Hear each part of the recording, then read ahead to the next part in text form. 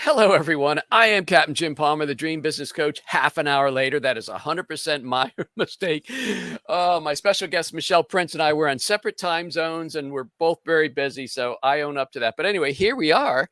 I'm the founder of the Dream Business Mastermind and Coaching Program, creator of Dream Business Academy, founder of No Hassle Newsletters, and I'm coming to you today from the beautiful city Chesapeake City, Maryland. Well, that's a small town, actually, the very top of the Chesapeake Bay. So again, we are back from the Keys.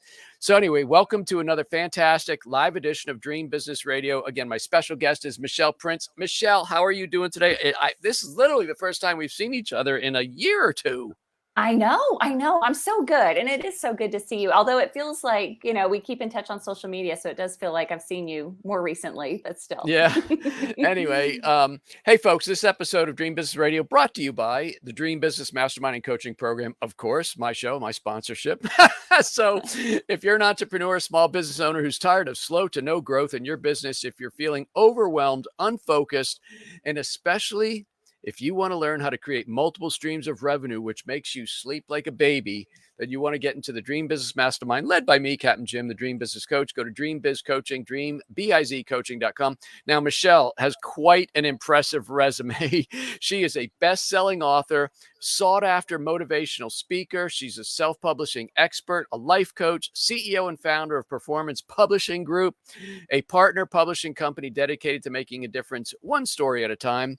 She's also known, this is way back when I first met her, she's known as America's productivity coach. She is a certified human behavior consultant. So that's why she likes working with me, because it's like an endless figuring out story there. Anyway, she's helping leaders around the world use their strengths and talents and to create extraordinary lives and exponentially grow their business. She has literally helped thousands of people become published authors through her consulting courses, seminars, and publishing services. And she's also the founder of the Book Bound Workshop, which takes place in Florida, Marco Island. Is that correct? Well, I've done it all over, but Captiva, I did it for a while. Now we're Okay. back in Dallas, but hey, we'll be back to Florida soon. Good. I knew there was a special island there anyway. She has published several books herself, including Winning in Life Now. And she's also an enthusiastic, dynamic speaker who captivates audience. And I can say that with 100% certainty because I've hired her twice to come speak to my groups at Dream Business Academy. One or two times, I think, was San Diego, at least one of them. I forget. I think the other one was Orlando anyway. Yeah. Michelle has been endorsed by some of the most influential speakers in personal development, including one of my heroes, Zig Ziglar. In fact, she is actually a Zig Ziglar certified speaker trainer and is honored to be named the Ziglar brand ambassador. See, that's why you got those nice glasses and everything. You're the ambassador. I could keep going. Her resume could take me another 20 minutes. So we got to get Michelle. How are you doing, my special friend? I am so good, Jim. It's so great to see you.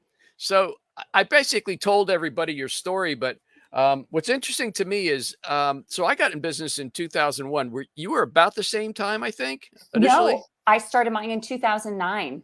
So, Oh. yeah. No, you're just a young pup. Okay. Yeah. So what caused you to become an entrepreneur? And did you have the corporate job that you didn't like, or what's that story? Oh my gosh. So the backstory is I did work for Zig right out of college. And so clearly starting my career working for, doing my passion, but I left to go into software sales. I did that for about 13 years. And in 2008, I was really just unfulfilled, unhappy. And I knew I wanted to do, get back to personal development and all that, but I really didn't know how. So I just wrote a book in 2009. And at the time, I had no intention to share it with anyone because frankly, I wrote it for my kids who were both in elementary school at the time. But that book is literally what opened up the doors to do what I'm doing today, full time, speaking and coaching and seminars. And then about a year after that is when I started the publishing company. But I wish I could tell you, and I know you're a systems guy and a planner, I wish I could say I had this great business plan to do what I'm doing today, but it kind of came a little bit backwards. I didn't plan to be an entrepreneur, but my story opened up that opportunity. Me, a planner? I know what I'm doing tomorrow. That's about it. Oh, I thought you were Mr. Systems because you're all about I figured out how to work 3 days a week and still have my companies run on autopilot. So I must know something about that. Anyway, what's it like? I mean, Zig Ziglar, when I was coming up, even before I became an entrepreneur, I was working for small businesses. And I mean, John Maxwell, Zig Ziglar, There was a couple Brian others. Tracy. Brian Tracy, kind of the Yeah. old dogs, so to speak. Yeah. But one of the things I loved about Zig Ziglar was he put it out there, no holds barred. He talked about, the redhead. He dated his wife like every day. He talked about his faith. He talked about if you're not a success in business, if you're at the office, if you're not a success at home. He just put it all out there with his sales and business kind of acumen, so to speak. He totally did. He'd always talk about that home field advantage. And, Yes. I feel so incredibly blessed to have worked for him, because he was one person on stage, and I know everyone knows him to be bigger than life, but I've really never met anyone with so much integrity, like, and love for people. He truly, truly cared about people. He cared about helping them to be better. And so just an incredible person. And the family's continuing that legacy. Tom Ziegler's doing a fantastic job being CEO. Um, but it really doesn't get any better. I feel very, very, very fortunate to have been around him when he was in his prime. So was Tom a big part of the business before, or just in the later years, or did he So grow what's up on Zig, so to speak? so oh, literally, he Yeah. would always joke it's been in his DNA his whole life, to be Ziglarized. But no, truly, what's funny is, so when I started working at Ziglar, it was in 1994, and Tom was the VP of sales, and I was in a sales role, so he was my boss. Oh my gosh. He's only, I don't know, 10 years older than me. So at the time, I mean, he didn't seem that, it didn't seem like that big of a gap, because we were all so young, Yeah. but then of course he's been with the company since, and he's CEO and doing a great job. So let's stay with the book publishing for a minute. Mhm. Why? And I know the answer to this. I preach it all the time, but I want to hear from you. Why should people, like ordinary small business owners, tell their stories? Tell their stories in many ways, but especially in a book. Well, we have a mutual friend, Bob Berg, and he would say people do business with those they know, like, and trust. And truly, that is what a book is for. It's giving your prospects or clients the opportunity to get to know you. But I think it's important to know the backstory. I mean, Yeah. nobody really cares what you know, but they want to know, well, why do you do what you do? Why are you so passionate about helping businesses, get their dream business? And when they get to know you, then they can self-select, like, oh my gosh, that guy, that girl, that woman, she can help me, And so I think there's that reason. But I also think, I would say too, it's not about a book. It is about your story and just connecting, and it just enables you to have open doors that maybe you couldn't open if you didn't have a book. Yeah. And you know what? One of the things I also tell my own clients and my audience, it is media that you own, right? Mhm. This is media, right? You Mhm. control the message, you control how it's distributed beyond some of the normal channels. Yep. You control what it sells for, etc. You control if you go out and do interviews to promote the book. Mhm. Nobody can change what's in your book, so it is media that you own, and it is also a form of content marketing, right? Oh my gosh, totally. I mean, I mean, Jeff Herring, he's always on here. I'm sure he's on here right now, but Jeff's really a content marketing strategist. And let me tell you something. That's one of the big reasons when I tell people to write a book, you're going to have blog posts out the wazoo for Yes. decades, Yes. because it's all there. And if you have any desire to really build your brand, podcasting is one of the best ways to do it. I was on a summit, a podcasting summit, and there was a gentleman on there that has a huge audience. And he was saying his guests, he will only bring on authors, because it makes it easy for him when he's doing the interviewing, literally just opening up the table of contents. So Yeah. it's like, it not only is content that you can repurpose, it's also this opportunity to, get to bigger platforms and build that credibility. Yeah.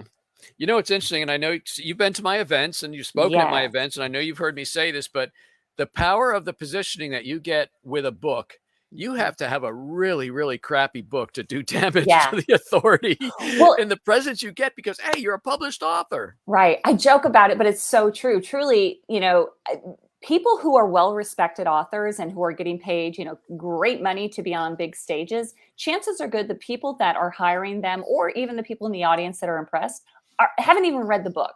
So the That's fact right. is, they're getting that credibility. I call it the power of authority. They're getting it not because of the content of the book; it's because they are a published author. Now, you and I Yes. both are the type of people, you do things. If you're going to do something, you better do it right. So you Yep. still have to have it done right. But to your point, it's about being published. The interesting thing, many years ago, my wonderful editor, Anne, Dietrich said to me, we have to rearrange all the content. This is like one of my first books, because a lot of people never make it past the first 1/3. Now, it's true what you say. Sometimes you'll see people, here's my to be read pile, and it's like about 100 books. So Yes. the chance of them reading all those is slim to none. But then they bought your book. They know you're an author. But if they do tear into the book, and I started thinking about this because there was a time before I lived in the boat and fall asleep terribly early now. There was a time when I used to read like tons and tons and tons and tons of books. And interestingly enough, mostly business books, I'd be reading a book, and as soon as I come across like a big nugget, like aha moment, I'm like, okay, there's one. Oh, there's two. Let me get on to the next book. It's Yeah. like, for some reason, I don't think I'm wired that uniquely that I've got what I need from this book. Let me get on Yes. to the next one. Yes. Yes. That's one of the reasons too why I think a smaller book is actually not a bad thing. I mean, I love to have little business card books, right? It's just enough to get somebody to recognize you as the authority. But honestly, it's not the content. So and if you're going to do a full book, but keep it small enough. My rule of thumb, if I can read a book from Dallas to anywhere, like on the West Coast or the East Coast, and if I can read a book in one flight, that's a good book. That's a good book for me. Yeah, my early books were like 200 pages. The last book I wrote, Just Say Yes, is 100 pages. And actually, most of the books that I'm helping my own clients write are, I say, 60 to 80 pages. If it can be read in one sitting, 2 at the most, you got a good chance they're going to read it. So you mentioned something called the power of authority. How does that work? I always got to give my buddy Phil Brakefield, you know him.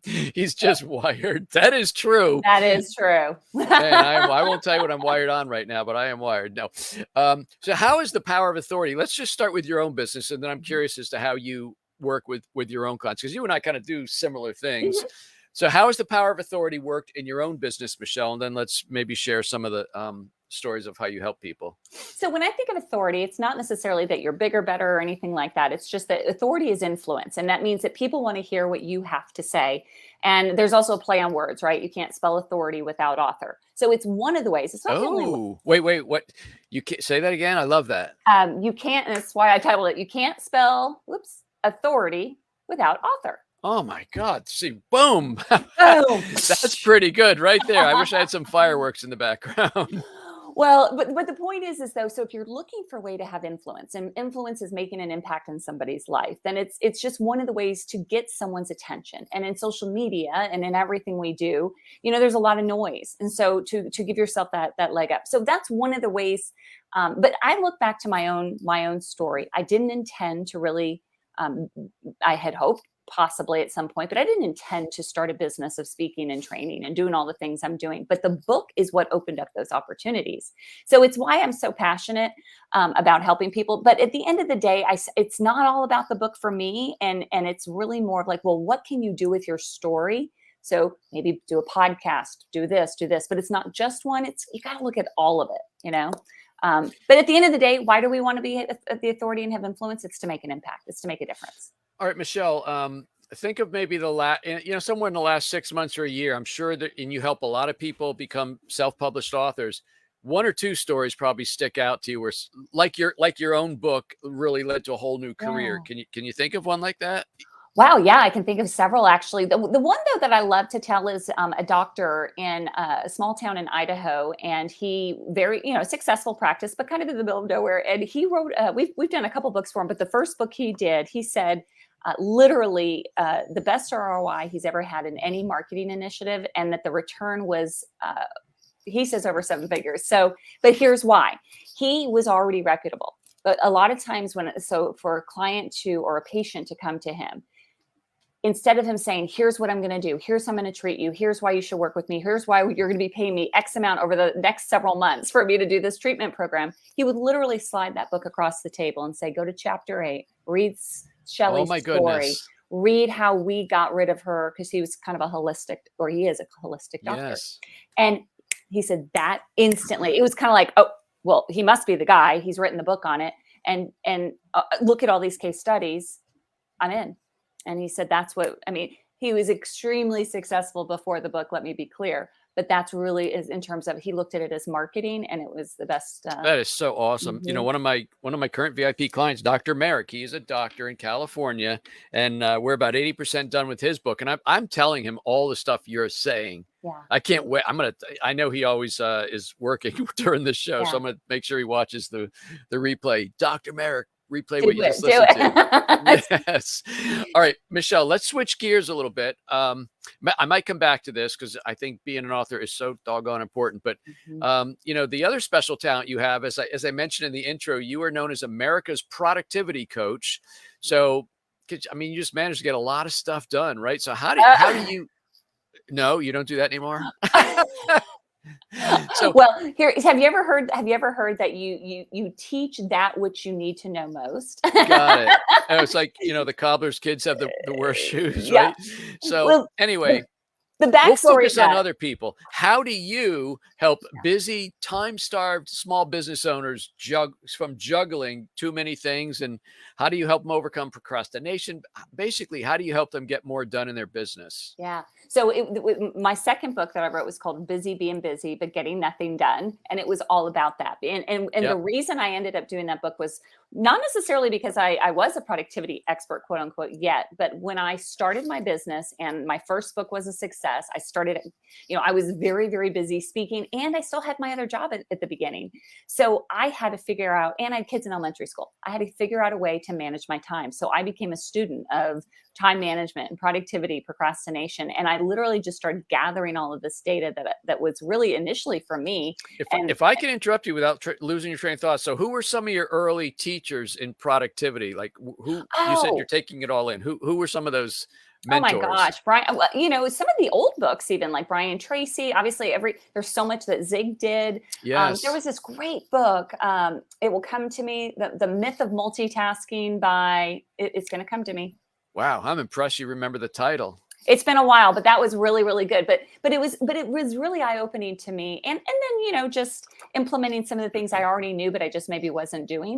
Right. So that is really, but in that span, I actually I was a part of an organization at the time. And the reason that title came about was because they had me go back and look at all the things that I had accomplished over the last 12 months. And I literally accomplished more in a 12-month period when I was starting my business than a lot of people do in 5 years. And so it was what started that. But truthfully, I used that. I was doing a lot of corporate training and speaking. So productivity is something I think we all struggle with, procrastination.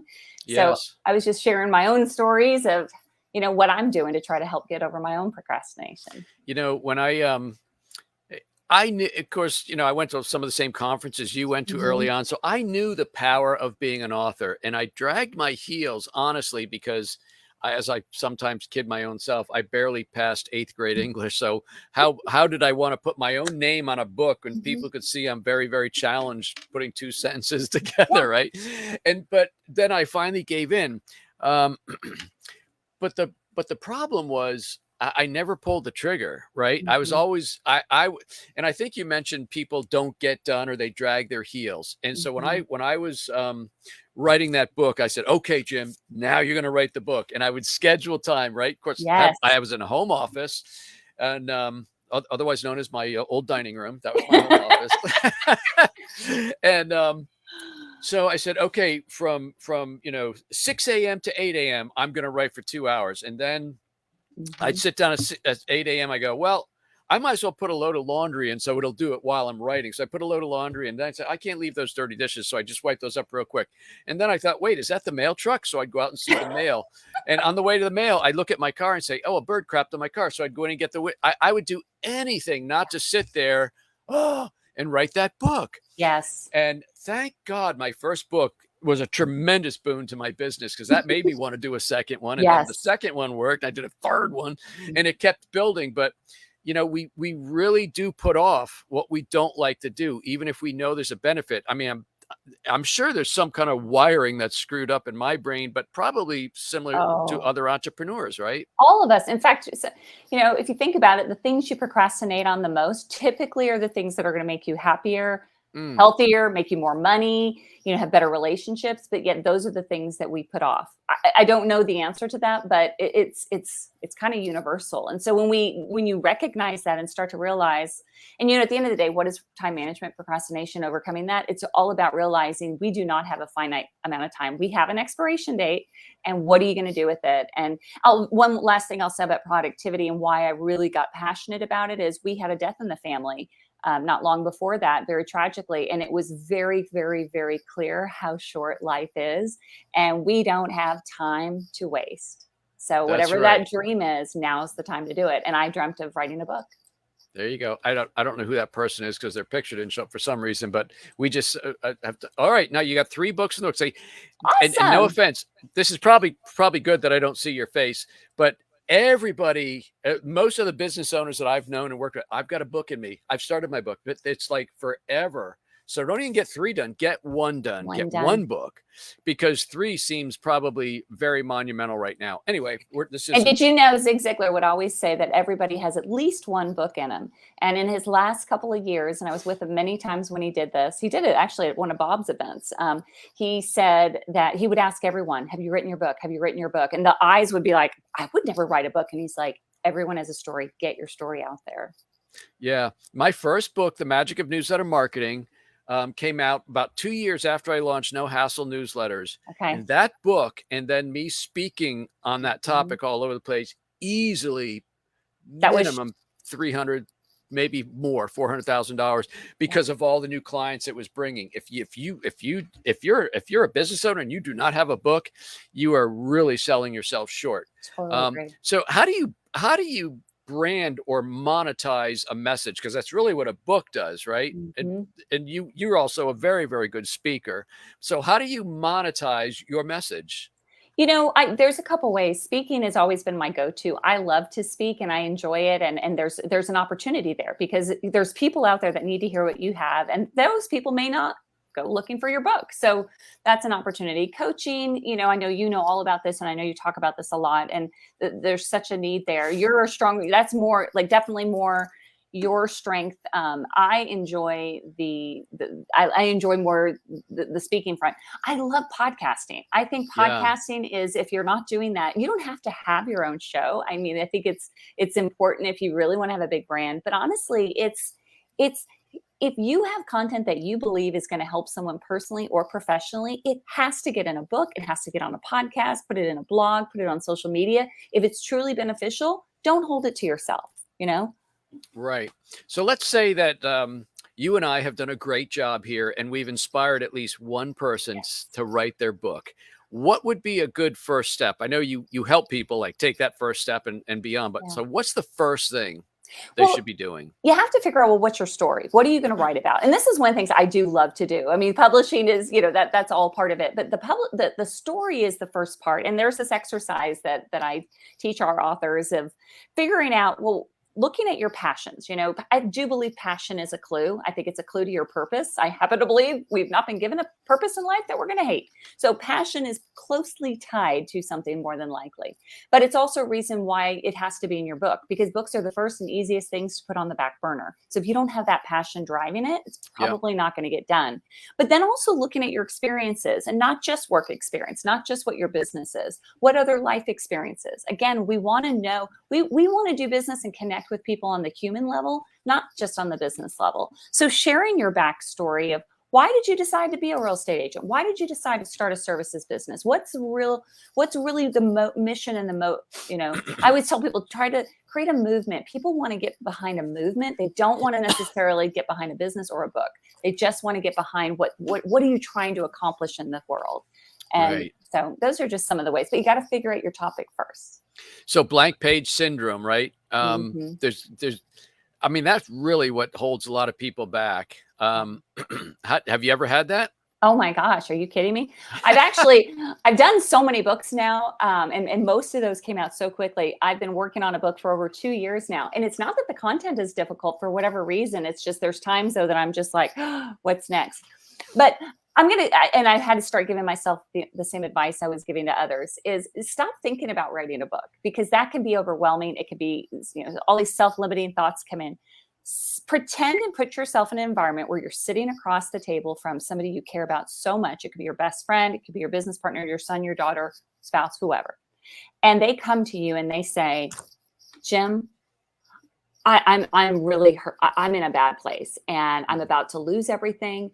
If my business doesn't succeed in the next 90 days, I've got nothing and I'll lose my, they come to you with all these problems. And you, with the heart that you have that I know, you wouldn't hesitate to share everything you know to help me to, okay, how do you get a business going? What are the first things? First you do this, then you do this, right?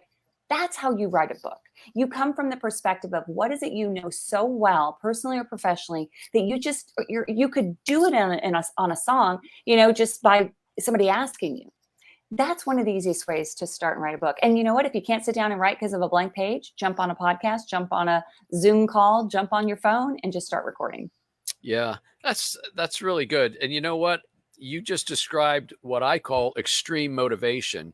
So if you can't motivate yourself to do it, to me, extreme motivation is my total belief is that people will do something for other people more than they'll do it for yourself. Mm-hmm. So if there's a person or people or a family or a church or a nonprofit, whatever, and you can help them with what you do, even if you knew, well, if I do this, I'll help myself grow, but we're more likely to do it for other people.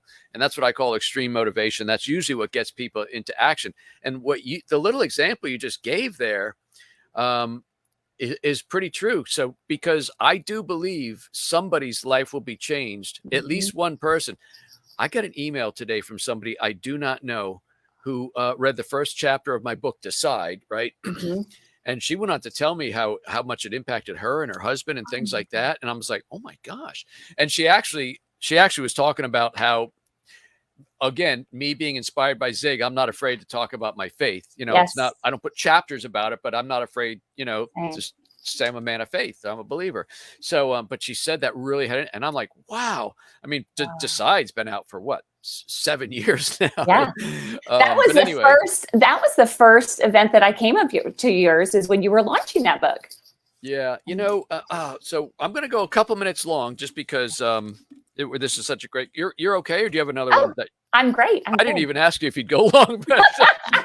I'm out. Yeah. All of a sudden Jim says we're going long and boom, Michelle goes dark. So two of my favorite speakers, no doubt, I did 8 Dream Business Academy events. You and Melanie Benson. I love Melanie. And both of you guys, because you're friends and I admire you so much. Otherwise, I'd say these two women are such great speakers. They're making me look bad. So no, you are such an amazing speaker. Was that natural to you? Is it just like your gift, or did you have to study that? Or, it's funny.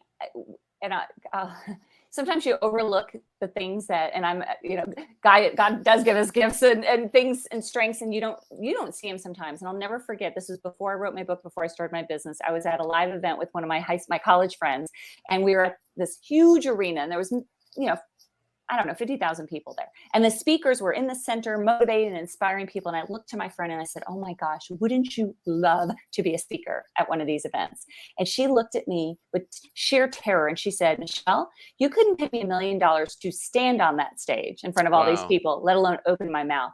And that was the beginning of like, well, maybe that is one of my gifts, my talents. But no, I never. You were fearless back then, even? That's just something that you knew you could do?